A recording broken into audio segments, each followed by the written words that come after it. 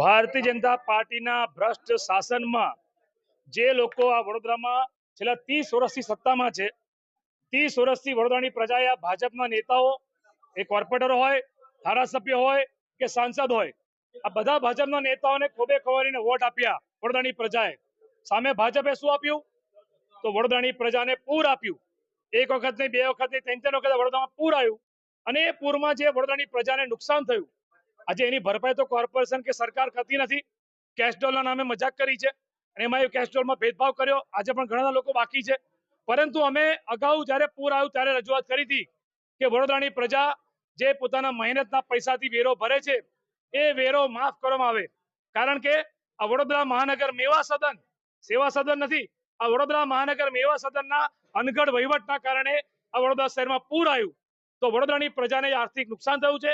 એક બાજુ મોંઘવારી ને બેરોજગારી કૂદકે ને ભૂસકે વધી રહી છે, ત્યારે બીજી બાજુ માનવતાની દ્રષ્ટિએ પ્રજાનો વેરો માફ કરવાની જગ્યાએ આ લોકો પ્રજાને લૂંટી રહ્યા છે. કોંગ્રેસ પાર્ટીની રજૂઆત છે કે વડોદરાની પ્રજાનો વેરો માફ કરવામાં આવે. આ ભાજપના નેતાઓ, તમે જો ખરેખર પ્રજાના સાચા સેવક હોય તો તમે આ વખતે વડોદરાની પ્રજાનો વેરો માફ કરીને બતાવો તો વડોદરાની પ્રજા તમને યાદ રાખશે.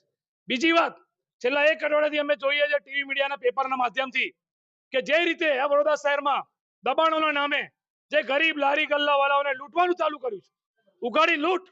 એમને કોઈ પણ જાતની નોટિસ આપ્યા વગર કોર્પોરેશને કોઈ પણ લારી ગલ્લાવાળાને નોટિસ ના આપી અને ડાયરેક્ટ જઈને જાણે લારી ગલ્લાવાળાને ઉઠાવી દીધા. એટલે કહેવાને કે દિન દહાડે જે લૂંટ કહેવાય એ લૂંટ આ કોર્પોરેશન કરી રહી છે. ખરેખર તો કોર્પોરેશનની સામે પોલીસ કેસ થવો જોઈએ, એમના અધિકારીઓ સામે કેસ થવો જોઈએ. કેમ? કોઈ પણ જાતની નોટિસ નથી આપી.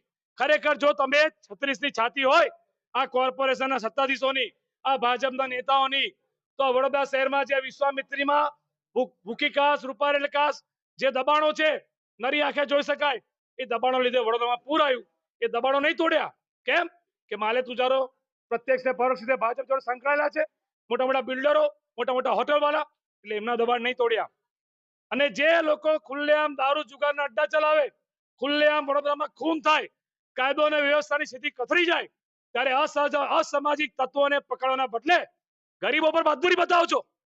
ગરીબો પર બહાદુરી બતાવો છો. જે લોકો રોજબરોજની મજૂરી કરીને કમાઈને ખાય છે, એમની પર આ ભાજપના નેતાઓ અને એમના ઇશારે આ એમના કોર્પોરેશનના શાસકો ગરીબો પર બહાદુરી બતાવે છે અને દિન દાડે લૂંટ્યા ગરીબોને. અને બીજું, રોડ લાઈનમાં નતા આવતા જે લારી, જે ગલ્લા, જે દુકાનો, જે માર્જિનમાં નતા આવતા, એમના ઘરોમાં જઈને લૂંટ્યા છે.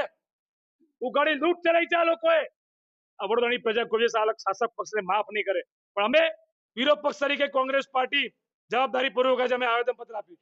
અમારા વિપક્ષના નેતાના, અમારા કોર્પોરેટરો પણ સભામાં બોલવાના છે કે દરખાસ્ત મંજૂર કરો, આ વડોદરાની પ્રજાનો વેરો માફ કરો અને આ જે ગરીબોને, લારી ગલ્લાઓને દબાણના નામે ઉઠાવવાનું ચાલુ કર્યું છે એ તમામને લારી ગલ્લા પાછા આપો.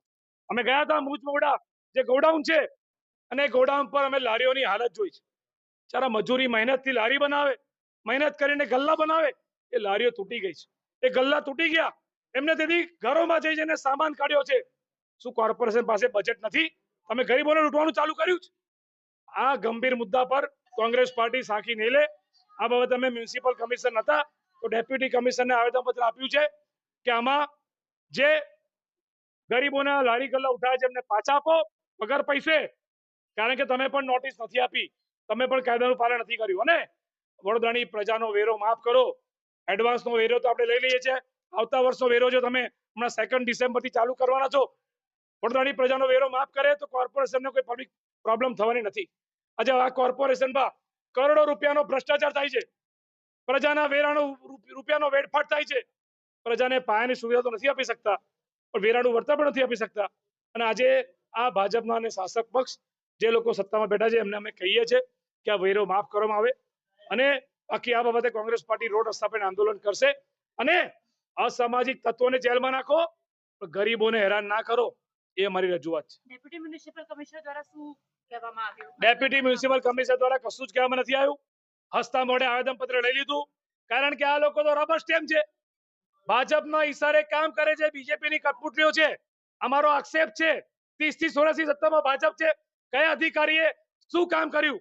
જો ખરેખર અધિકારીઓ પણ કામ કર્યા હોત ને, વડોદરામાં પૂર ના આવ્યું હોત. દર વર્ષે પૂર આવે છે અને આવતા વર્ષે પૂર નહીં આવે એની કોઈ ગેરંટી નહીં. વિશ્વામિત્રીમાં 1200 કરોડ ખર્ચ્યા, અહીંયા આ ખર્ચ્યા, કરોડ રૂપિયા ઓન પેપર, બધું પોલમ પોલ છે. વડોદરાની પ્રજાને તો ભગવાન ભરોસે છે, નવનાથ મહાદેવ છે ને એ જ રક્ષા કરે છે. બાકી આ લોકો તો ભગવાન ભરોસે મૂક્યા છે. અમે રજૂઆત કરી છે, આવેદનપત્ર આપ્યું છે.